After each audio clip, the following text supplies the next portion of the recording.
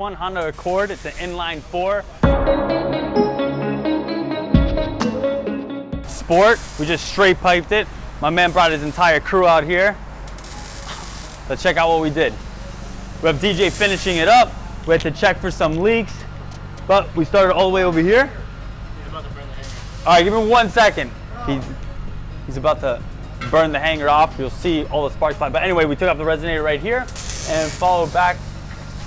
Took off the 2 mufflers that were here and here. And then we hit them with those dual G exhaust carbon fiber tips. All right, burn it off. Once DJ burns off the hanger, I'm gonna have you guys see these tips. They're dope and they look good in the sun too. Let's check out these tips real quick. Could you get up there, you think?